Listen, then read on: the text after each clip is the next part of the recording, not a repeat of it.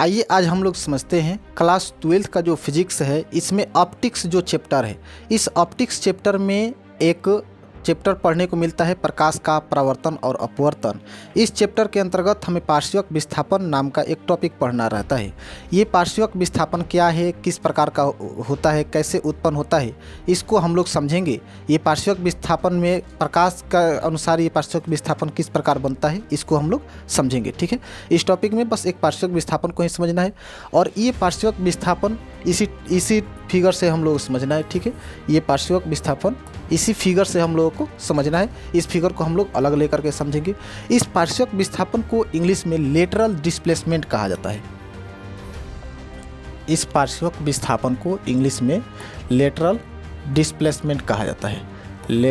पार्श्विक विस्थापन को इंग्लिश में लेटरल डिस्प्लेसमेंट कहा जाता है, जिसमें पार्श्विक विस्थापन में एक हम लोग कोई सा भी एक आयताकार कांच लेते हैं या कोई सा भी एक कांच लेते हैं, जिस पर जब हम लोग प्रकाश को आपतित करते हैं तो ये प्रकाश जब कांच से अपवर्तन होता है तो ये अपनी माध्यम को छोड़ करके ये दूसरे माध्यम में चला जाता है, यानी कि कांच में चला जाता है।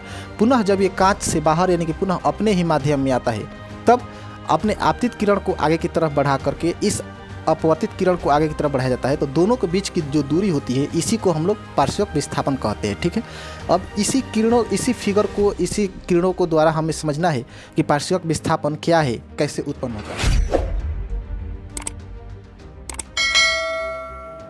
ठीक है, तो आइए देखते हैं कि पार्श्विक विस्थापन को किस तरह से हम लोग समझ सकते हैं। जैसे यहाँ देखिएगा, तो यहाँ देखिए ये एक आयताकार कांच है, ये एक आयताकार कांच है जिसका नाम PQRS है, जिसका नाम क्या है, PQRS है।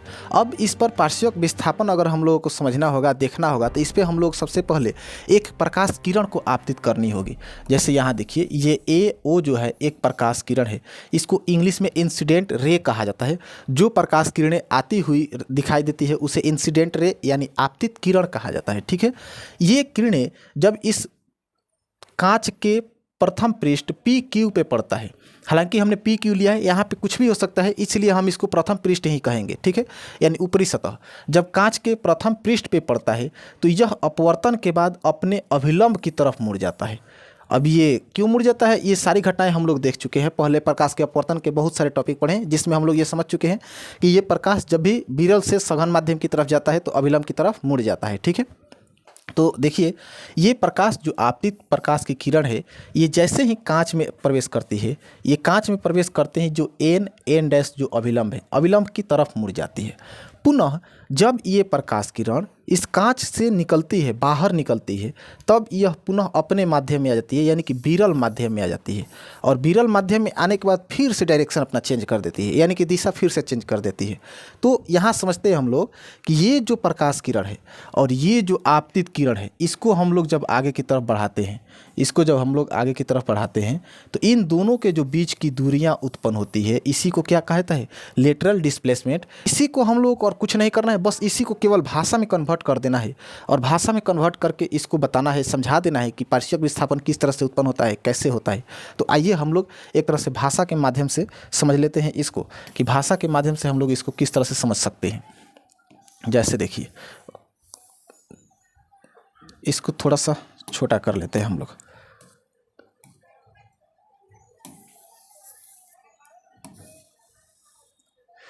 ये हो जाएगा इधर। ठीक है, इसका नाम हम लोग दे देते हैं A, इसका नाम हो जाएगा A, B, C और D। और ये आपतित किरण है, इसलिए इसको दूसरा नाम दे देते हैं, इसको P। और ये बिंदु हो जाएगा Q और इस पे जो है ये अभिलंब,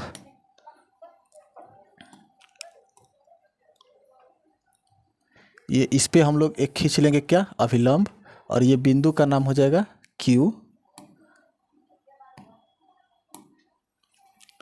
और फिर जब यहाँ एक और अभिलंब हम लोग खींचेंगे और यहाँ हम लोग मान लेंगे PQR और इसको हम लोग इस दिशा में निर्गत कर देंगे। ठीक है,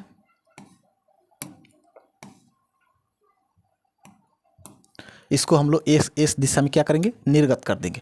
अब देखते हैं ये आपतित किरण जो है जैसे ही ग्लास स्लैब में प्रवेश करती है, ये बिंदु Q से नॉर्मल यानी कि N और इसको हम लोग लेंगे एन डैश, एन और एन डैश। अब एन और एन डैश क्यों? क्योंकि देखिए एन डैश का मतलब हो, एन जो है नॉर्मल का ये पहला वर्ड होता है। एन जो है ये नॉर्मल का पहला वर्ड होता है और नॉर्मल को हिंदी में अभिलंब कहा जाता है, इसलिए हम लोग इसको एन लिखेंगे। एन से होता है नॉर्मल, ठीक है। तो ये पहला अभिलंब है, एन माने है, दूसरा अभिलंब को एन डैश माने है। अब इसी को हम लोगों को केवल भाषा में लिख देना है। और देखिए ये आपतित किरण जो आगे की तरफ बढ़ रही है ये ही अपवर्तित किरण बन रही है, और इन्हीं दोनों के बीच की जो ये दूरियां है, ये जो दूरियां है, इसी दूरी को क्या कहता है? इसी दूरी को क्या कहता है? डिस्प्लेसमेंट कहता है, लेटरल डिस्प्लेसमेंट कहता है। बस इसको कुछ नहीं करना है, इसी को एक भाषा में सजा करके लिख देना है।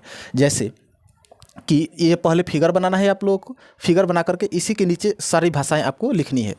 आपको टॉपिक के नीचे फिगर बनाना पड़ेगा और फिगर के नीचे ये सारी भाषाएं लिखना पड़ेगा जो हम अभी आप लोग को बता रहे हैं, ठीक है। तो आइए देखते हैं इसको हम लोग भाषा में कैसे कन्वर्ट करेंगे। तो पहले लिखेंगे कि यहाँ ABCD एक आयताकार कांच है। यहाँ ABCD एक आयताकार कांच है, आयताकार कांच है। ABCD आयताकार कांच है, ठीक है। जिसके प्रथम पृष्ठ, जिसके प्रथम पृष्ठ, जिसके प्रथम पृष्ठ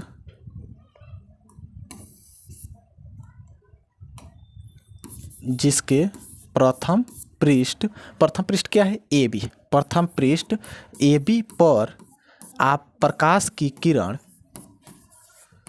प्रकाश की किरण,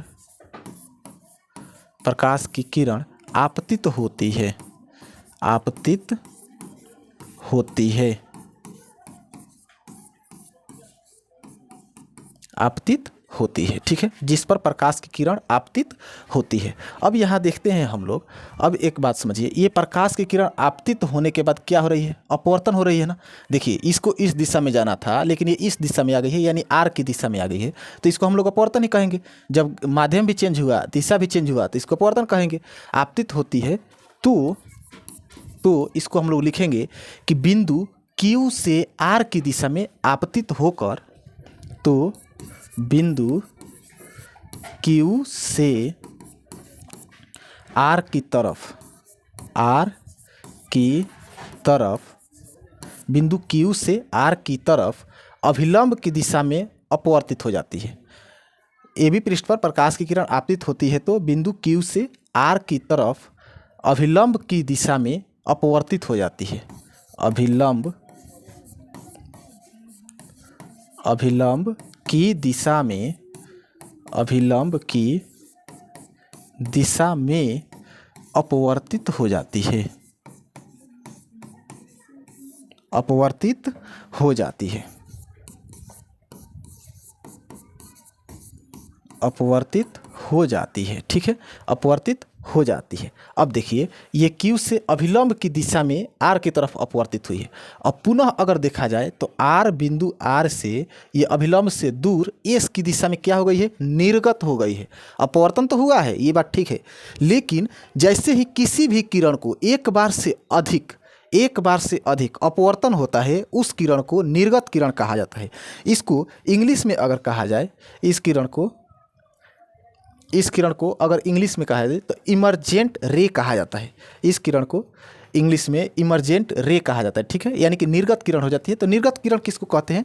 तो जिस किरण का अपवर्तन एक बार से अधिक हो जाता है उस किरण को हम लोग निर्गत किरण कहते हैं।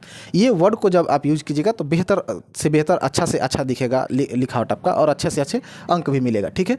तो जहाँ भी प्रकाश का अपवर्तन एक बार से अधिक हो वहाँ निर्गत किरण का यूज कीजिएगा, बेहतर रहेगा, अच्छा रहेगा। तो देखते हैं कि अभिलंब की तरफ इस दिशा में क्या हो जाती है? अपवर्तित हो जाती है। पुनः यह किरण बिंदु R से S की दिशा में अभिलंब से दूर निर्गत हो जाती है। अब इसको हम लोग इस तरह से लिखेंगे कि पुनः, पहले इसको ऊपर भेज देते हैं,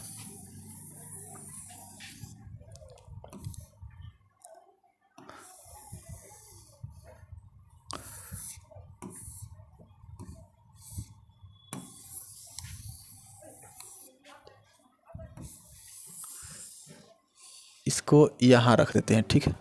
अब देखते हैं इसको, अब एस की अभिलंब की दिशा में अपवर्तित हो जाती है। पुनः पुनः अपवर्तित किरण, यहाँ लिखेंगे पुनः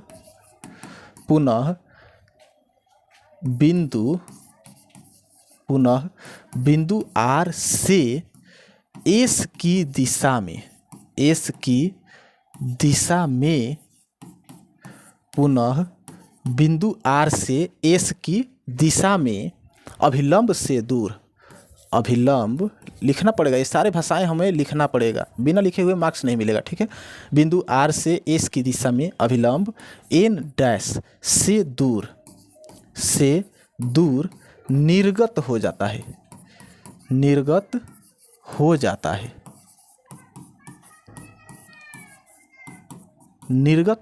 है, ठीक है। देखिए बिंदु आर से ये एस की दिशा में क्या हो गई है, निर्गत हो गई है, साथ साथ अभिलंब से दूर भी बना ली है। तो ये सारी भाषाएं आपको लिखना पड़ेगा।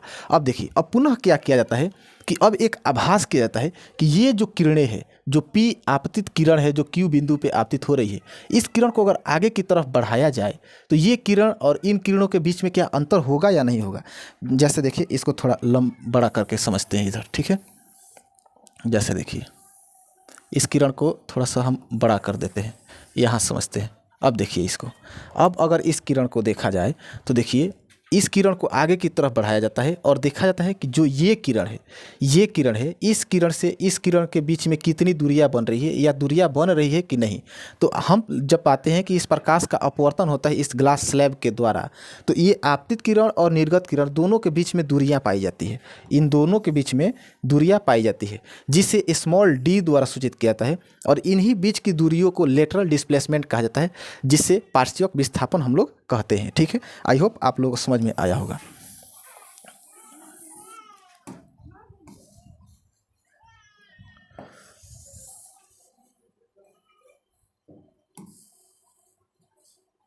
चलिए अब इसको हम लोग इधर लिख लेते हैं कि निर्गत हो जाती है पुनः। अब इस आपतित किरण जो P है इसको आगे की तरफ बढ़ाते हैं, आपतित किरण P को आगे की तरफ बढ़ाते हैं T बिंदु तक बढ़ाते हैं। अब यहाँ लिखना पड़ेगा पुनः आपतित बिंदु को पार्श्विक विस्थापन कहा जाता है, ठीक है। इसे स्मॉल d द्वारा सूचित किया जाता है, इसे स्मॉल d द्वारा सूचित किया जाता है, इसे स्मॉल d द्वारा सूचित किया जाता है, इसे स्मॉल d द्वारा सूचित किया जाता है। अब आइए इसको एक तरफ से अच्छे से हम लोग समझ लेते हैं। देखिए इसमें हम लोगों को कुछ नहीं करना रहता है, बस ये फिगर बनाना रहता है और भाषा को लिखना रहता है, बस यही दो काम रहता है इसमें। तो देखिए अगर फिगर को भी समझ लेंगे तो भाषा भी हम लोग समझ में आ जाएगा। अब इसमें क्या रहता है, बस फिगर बना करके इसी को देख करके भाषा के रूप में इसको उतार देना रहता है नीचे, इतना ही काम आपको करना है। जैसे इसको देखते हैं, इसको हम लोग किस तरह से कह सकते हैं कि यहाँ ABCD एक आयताकार ग्लास स्लैब है। ग्लास स्लैब मतलब कि कांच का एक कोई डब्बा है या गड्ढा है, ठीक है, या आयताकार एक कांच कह सकते हैं इसको।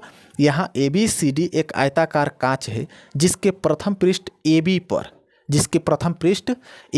पर प्रकाश आपतित हो रही है, यानी कि P जो है ये आपतित प्रकाश है, ठीक है, प्रकाश आपतित हो रही है।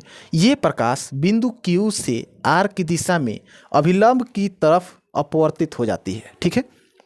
अभिलंब की तरफ कहने का मतलब है कि ये जब अपवर्तित होती है तो अभिलंब की तरफ मुड़ जाती है। ये प्रकाश यानी कि आपतित प्रकाश बिंदु Q से R की दिशा में अभिलंब की तरफ आप मुड़ जाती है, ठीक है। जबकि पुनः इसको देखा जाए तो बिंदु R से ये अपवर्तित किरण QR N डैश जो अभिलंब है इससे दूरी बनाते हुए S की दिशा में निर्गत हो जाती है। इस भाषा को लिखना पड़ेगा, S की दिशा में निर्गत हो जाती है। जब हम देखते हैं कि आपतित किरण को आगे की तरफ यानी बिंदु T की दिशा में बढ़ाया जाता है तो निर्गत किरण और आपतित किरण PT और निर्गत किरण RS के बीच में कुछ दूरियां बनती है, जिसे पार्श्विक विस्थापन कहा जाता है, यानी कि लेटरल डिस्प्लेसमेंट कहा जाता है, ठीक है। इसे स्मॉल d द्वारा सूचित किया जाता है। आई होप आप लोगों को ये पार्श्विक विस्थापन समझ में आया होगा। वीडियो अच्छा लगे तो लाइक कमेंट शेयर जरूर कीजिएगा, ठीक है।